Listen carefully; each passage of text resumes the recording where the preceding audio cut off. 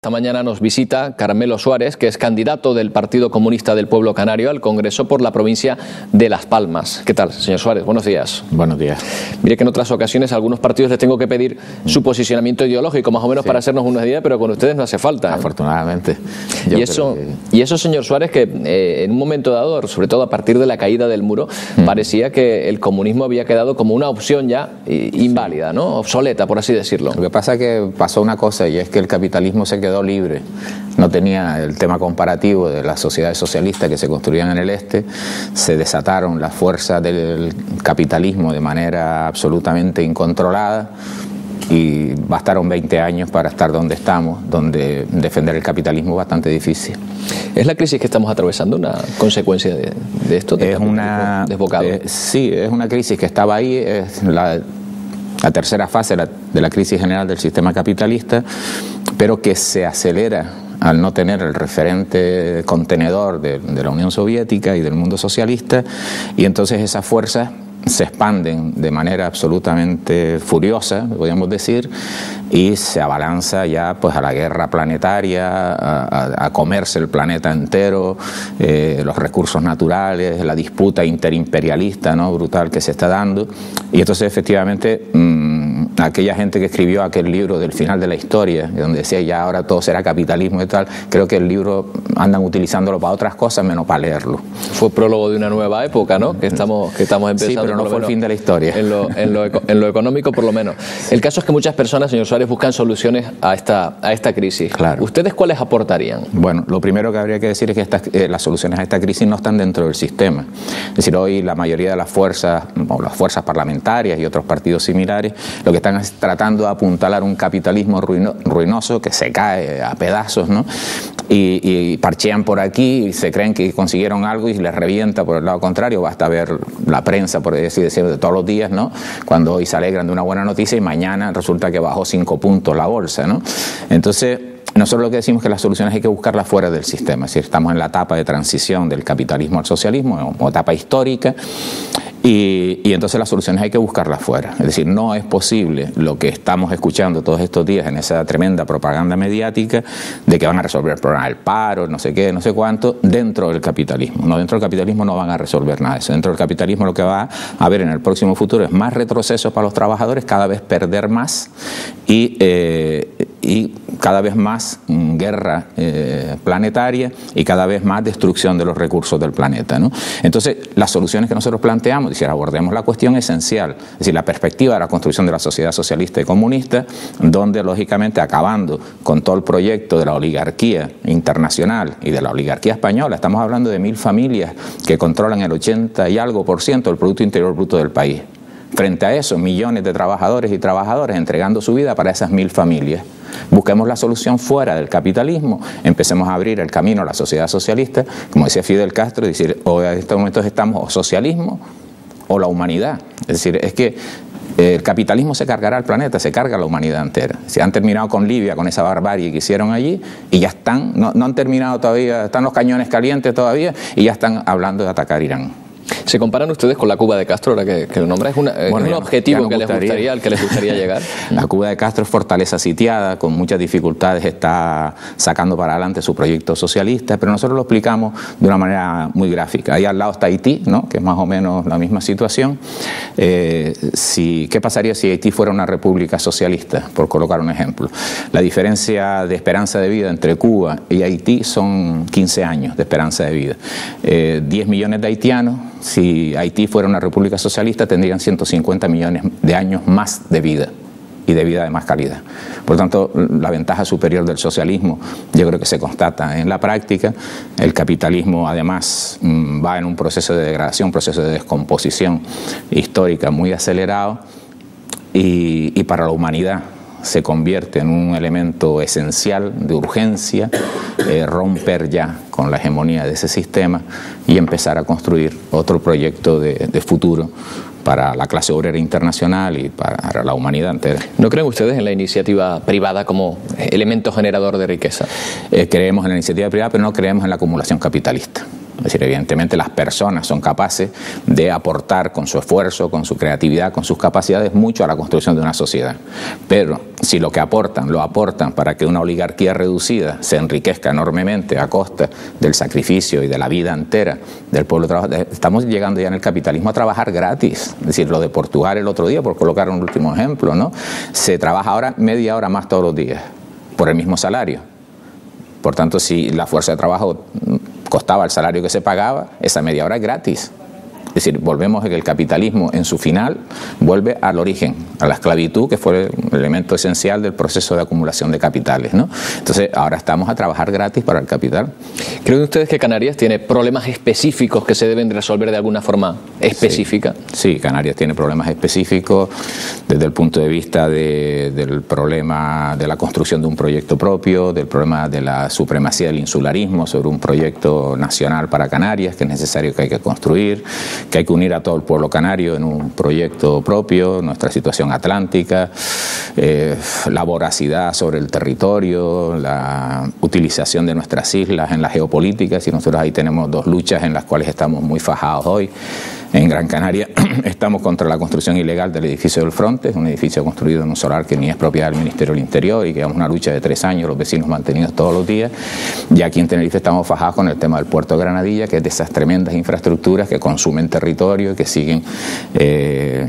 siguen atentando contra unos recursos frágiles, ¿no? Entonces ahí nosotros apoyamos la movilización permanente, la que va a haber aquí en Tenerife y la que se hace en el Fronte. Entonces, Canarias tiene una situación de especial sensibilidad. Canarias podría ser, nuestro proyecto, una plataforma con el continente africano, tricontinental, no desde el punto de vista de participar en la neocolonización del continente africano, sino de ofrecer, lógicamente, una serie de apoyos a unos proyectos soberanos en África, donde el pueblo canario podía hacer sus aportaciones. Y nosotros tendríamos un modelo económico que no sea ser el balneario de Europa, ¿no? Que es donde nos colocan el proyecto. No somos el balneario de Europa y cualquier incidencia que se pudiera dar en la situación del turismo internacional pues nos colocaría en la quiebra, ¿no? Es decir, ¿y cuál sería la alternativa a esa industria turística?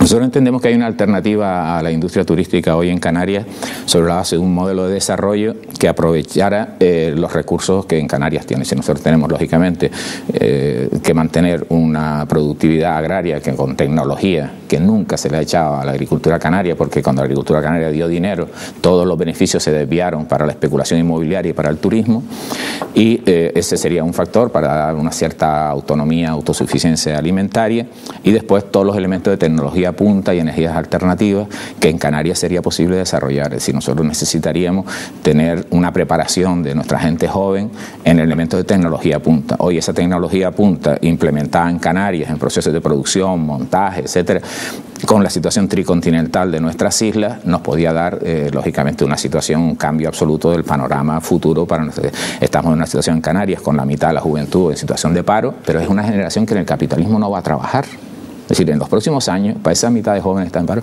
en el capitalismo, me da igual cualquiera de los partidos que concurren con ellos dicen con más posibilidades en las elecciones, que prometan cualquier cosa. Es decir, no tienen solución, es decir, no hay capital para generar nuevas estructuras productivas. La banca está en una situación de quiebra técnica, es decir, ¿qué es lo que están haciendo? Manteniendo inflado el valor del patrimonio inmobiliario, que son 185.000 millones de euros, porque si declaran su valor real, que debe ser el 50% o a lo mejor incluso el 30%, los balances de las entidades bancarias de este país salen en quiebra. Es decir, no hay capital, y si no hay capital, ¿cómo van a ellos a generar empleo? Entonces, claro, están hablando del tema de reactivar la demanda interna, todo ese tipo de cosas, pero ¿qué demanda interna con 400 euros de subvención? Es decir, eso la gente no puede confiar en eso. ¿No hay una responsabilidad también en esta situación de los propios ciudadanos? ¿Ustedes creen que el ciudadano simplemente fue víctima? Hombre, el ciudadano fue esencialmente víctima, las cosas como son. Es decir, cuando la banca iba allí y uno iba a pedir un préstamo hipotecario y decía, no, y también para el coche, ¿no? Y cómprate, y para equipar la cocina, y métele esto y tal, y la banca te metía dinero ahí, la banca sabía lo que estaba haciendo, ¿no?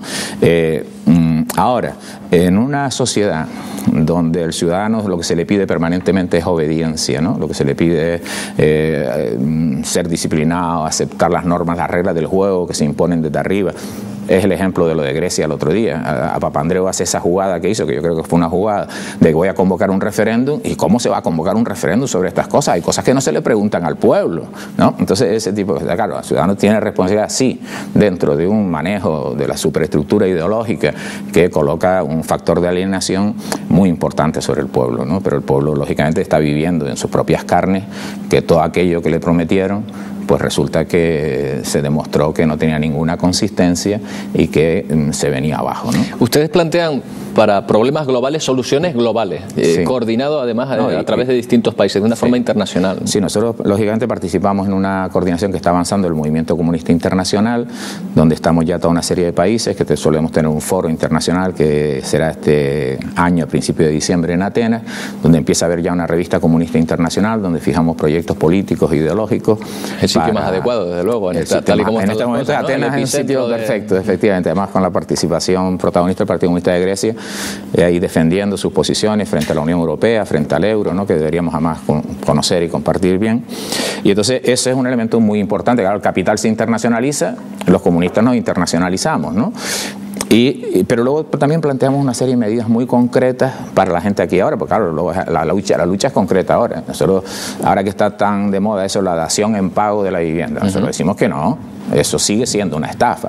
Si nosotros, nuestra propuesta es que una persona, una familia tiene dificultades económicas y transitoriamente se le dé una moratoria en el crédito, y cuando pase la situación esa, agarra y sigue pagando su hipoteca, pero no puede ser que el robo sea más pequeño que el otro, ¿no? Nosotros hacemos planteamientos de una reclamación del seguro de paro indefinido. Es decir, no se puede dejar a las familias tiradas en la calle. ¿Y qué pasa en una situación con 300 y pico mil parados y paradas en Canarias, y a una gente se le acaba el paro y ya lo dejamos tirado? No, eso no puede hacer el Estado, ¿no? Entonces nosotros planteamos cuestiones de ese tipo, que son medidas económicas de una enorme proyección social y que no tienen un coste económico tan alto como el rescate bancario. Eso le iba a preguntar, ¿de dónde sale el dinero para mantener todas esas ayudas? Claro, pero es que es mucho menos dinero. Es que si echamos las cuentas de lo que significan ese tipo de ayudas y lo que significa el tema del rescate bancario, pues resulta que la cifra es espectacular, ¿no? Si no hay proporción. Lo que pasa es que los bancos en teoría lo tienen que devolver, ese dinero que se les presta. Sí, pero no lo van a devolver. Yo estoy convencido de que no. No lo van a devolver. No. Ese es un agujero negro que se gasta ahí mucho. Piénsese que después de ese rescate se vuelve a hablar otra vez de que las pruebas de estrés que se hicieron meses pasados y que pasaron tan brillantemente la banca, ahora las nuevas pruebas de estrés no las pasa. Y entonces están hablando otra vez de a lo mejor se necesitan 100.000 millones más, ¿no? Están cifra arriba, cifra abajo, 150.000 millones más, etcétera. Es decir, eso es un agujero negro que todo lo que se meta ahí no regresa. Entonces, no, la financiación bancaria realmente está siendo un auténtico saqueo a los impuestos del pueblo, ¿eh? ¿De qué manera puede ayudar un partido pequeño como el suyo, que en principio no figura en las grandes encuestas para la presidencia del gobierno, pero algo podrá hacer? ¿De qué manera puede ayudar a la provincia que la sorpresa representa? el 20 de noviembre tengamos más votos de lo que ellos creen. Están ahí un poco preocupados porque nos han puesto muchas trabas para las candidaturas.